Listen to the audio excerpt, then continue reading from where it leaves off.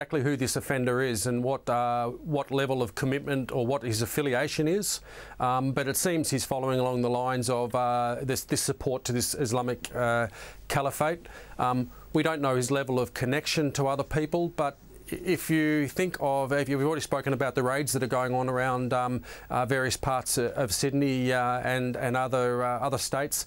Now, the police would be trying to get as much intelligence as possible to see if there's any links between the groups.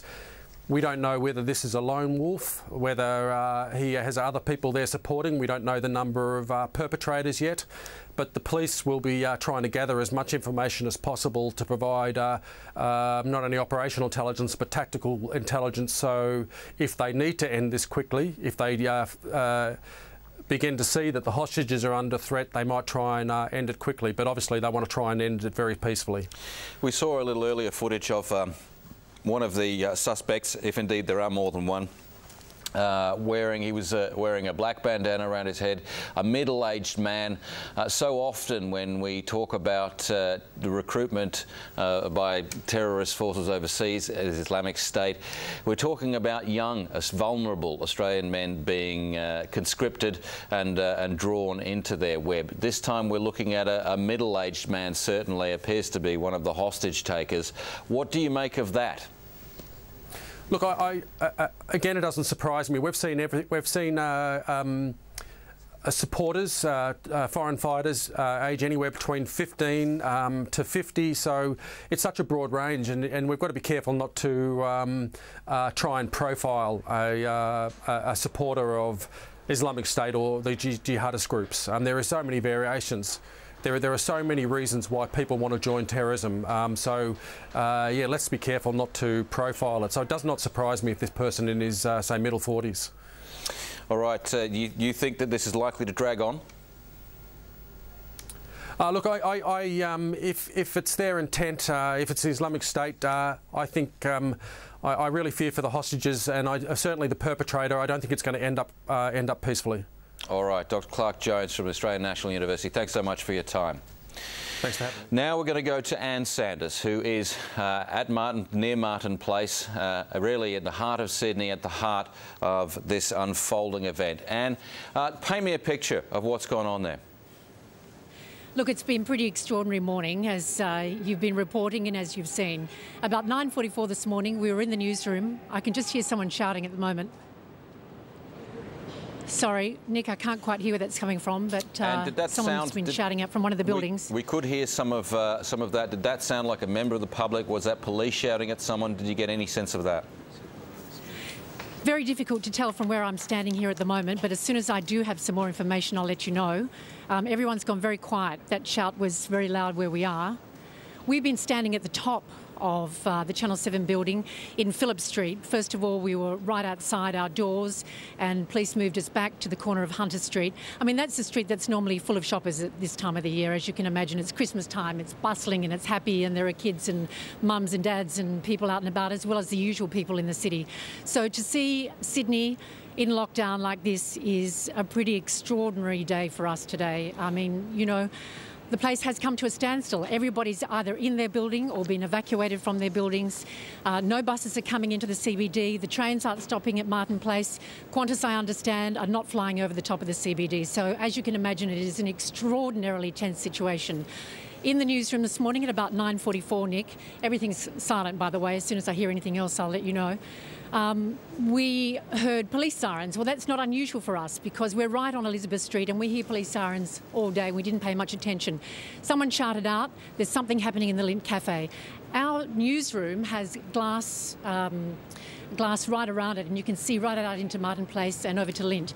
And within a couple of moments, we saw people pressed up against the wall. They had their arms up and they looked terrified. It was an extraordinary scene. It was a hugely worrying scene. Then, of course, we saw police arrive at the scene. They were armed. They were yelling at people to get out of Martin Place. And within 10-15 minutes of that, they came into the newsroom and told us to come back from the windows, which of course we did. Then about another 15 minutes after that, they said, you have to evacuate the newsroom. So we moved upstairs. All the while, we're trying to give information to our viewers. I can just see some police over there at the moment. who look like their tactical response. I understand they're bringing in negotiators to try and speak with this person, find out exactly what they want. I might at this point bring in David Richardson, who actually is one of our reporters and was in the newsroom with me at the time.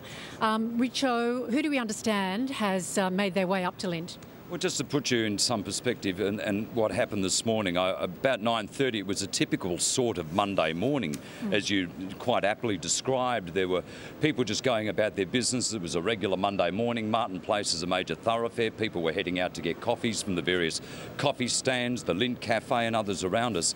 And I just ducked out just after about 9:35 for a coffee when you could hear police yelling from this corner right over here behind us outside the old Chambers pub. And what had happened was we had been told by someone who had just left Lint only seconds before that a lady who was standing on this corner had seen one or two men walk past with a blue sports bag. She may very well have been an off-duty police officer, but she has noticed something. She thought she saw this person withdraw a handgun or a shotgun, but clearly recognised what was the butt of a firearm and instantly raised the alarm. Now, almost immediately, it was like within seconds, just standing there watching this, police were screaming. And the whole of this area of Martin Place, you can just see behind us out the front of the main entrance into Channel 7, everyone was being pushed back. Police were racing in there, and the next minute we know that at least one, if not two, gunmen were inside the Lint. Within seconds, they had, almost like out of a Hollywood movie, where they had the hostages up against the windows. They were then masking out from the police who could not see in. They were protecting the windows so the gunmen couldn't be seen themselves. We are hearing a report, excuse me interrupting, that a man has been arrested outside the cafe. That might have been what that shout was, Nick, that we heard earlier. We'll bring you more information as soon as we know, but hopefully it is the gunman, because we weren't sure exactly what's in that blue bag, but it was some sort of device, whether it was a gun or something else. As you know, all of the city is in lockdown. No one's allowed to leave their buildings. No one can cross the Harbour Bridge at the moment. This is an extremely tense situation. We understand that the tactical response have been negotiating, and Rizzo's about to hand us some more information. Chris Reason's with us as well. Rizzo, come in if you have some more information to share with Nick, please. And we were just trying to work out, there's just a sudden arrival then, the situation obviously very fluid, sudden arrival then of some police officers. We thought they were Navy at first, in complete grey uniforms, but they were bomb squad disposal, indicating that perhaps that backpack is some sort of device. Worst case scenarios, fears being realised there. We know that the man, from our camera shots, the media shots through those windows in initial stages, the man that was holding the hostages was wearing a backpack of some sort. Does that confirm that there's a device in there? Certainly not, but perhaps it's just preparatory. We don't know at this stage, and they wouldn't give me any further detail. We're just getting some updated information that a man has been handcuffed 200 metres from the Martin Place Cafe siege in central Sydney. A police officer has his foot on what appears to be a small black handgun. Now, obviously, the difficulty of this situation is that with the city in lockdown, wherever you are, you can't get somewhere else, and your situational awareness is really only a couple of hundred metres around where you are. But I should ask, Anne, are you seeing anything like that at your end of Martin Place? We were actually moved from where we were at the top of the building, where we were in direct line of sight. That was good for the cameras, not so good for us. So we were moved down here. So from where I'm standing at the moment, Martin Place, you can see the police car at the end there. That would be happening just in front of that, just to paint a picture, a couple of 100 yards from where we are at the moment, Nick. So we can't actually see that from where we're standing at the moment. I'm interested to hear from you about the evacuation. Was it your impression that that police and the counter